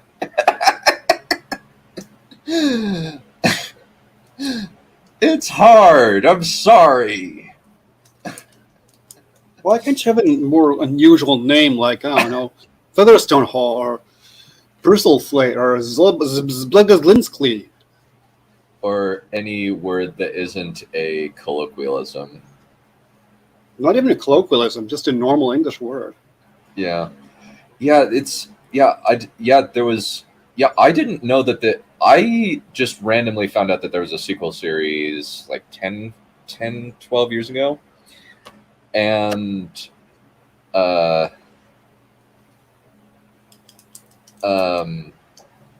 I read it and I was just like, this is odd. This is a little bit disappointing, where the entire plot of the first movie is rendered moot. That's annoying. Okay, well, I'm going to run then. Alrighty. Well, I think we'll be pretty good. We're good there. I don't know if Jon Snow show will be good. That's what I'm calling it for now. It's the Jon Snow show. I do like the picture of the curtains and all that. Well, yeah, it's I just decided to use this particular template because it felt appropriate. Yes. Yeah, but I think we were fairly organized. We kept on topic pretty well, and we discussed all the things that they could possibly do. Yeah, And there were a lot of tangents, but it's kind of hard to stay on topic with the Jon Snow show anyway. So I cut some slack. And especially since it's both limited and expansive, which is very hard to discuss. Yeah. But we were able to at least discuss examples of what they could do. We memed a little bit on the really dumb ideas, discussed seriously the ideas that they could do, but mostly it's just we don't know how it will end. We can only really reasonably guess their beginning. Since there's only a few ways that you can begin, it's what happens after that gets nuts. Yes. But those are the possibilities with the Jon Snow show. Hopefully we added something extra to the conversation. It would be interesting if we get Jon the Dragon Slayer, but we don't know yet. Anyway, we'll call it good for today. Thank you, Valerian, and all the rest for coming on, and we'll call it good there. Bye. Have a riot. Enough! Kill me! Just end it. No.